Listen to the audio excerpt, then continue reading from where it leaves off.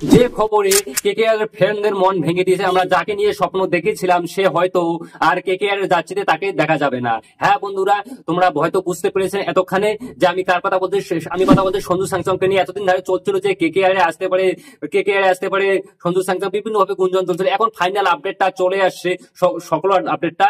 এতক্ষণ দিন থেকে শোনা যাচ্ছে সঞ্জু স্যামসং হয়তো কেকেআর আসতে পারে, আবার সিএসকে তো যেতে পারে কেউ কেউ বলছিল। কেননা MS ধোনির সঙ্গে তার বেশ বন্ধুত্ব জমে উঠেছিল সঞ্জু স্যামসং, এই নিয়ে কিন্তু জল্পনা চল্পনা প্রচুর ঘোলা হয়েছিল। কিন্তু রাজস্থান রয়্যালস অলরেডি জানিয়ে দিয়েছে যে তারা সঞ্জু স্যামসংকে ছাড়ছে না এবং তার উপরে 100% ভরসা রাখে সঞ্জু স্যামসং উপরে। সঞ্জু স্যামসং ইনজুরির পর টিম ম্যানেজমেন্টের সাথে দূরত্ব হয়তো বেড়ে গিয়েছিল, তারা জানিয়েছিলেন।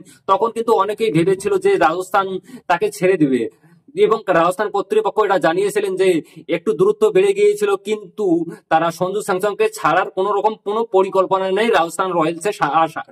এটা কিন্তু সাফ করে দিয়েছে যে সঞ্জু স্যামসং না যাচ্ছে সিএসকে তে, না যাচ্ছে কেকেআর, সঞ্জু স্যামসং রাজস্থানেই থাকতে চলেছে। তার কারণ হ্যাঁ, একটু সঞ্জু স্যামসং 2025 IPL এ টিম ম্যানেজমেন্টের একটু ঠিকঠাক সব কিছু চলছিল না, কিন্তু এখন সব ঠিকঠাক হয়েছে। সঞ্জু স্যামসং রাজস্থান রয়্যালসে থাকতে চলেছে। এটা একটা ভাই চেন্নাই চেন্নাই ফ্যানদের জন্য দুঃখের খবর, এটা একটা কেকেআর ফ্যানদের দুঃখের খবর। না পারলো কেকেআর নিতে, না পারলো সিএসকে নিতে, যে সঞ্জু স্যামসং যেখানে ছিল সেখানেই থেকে যাবে।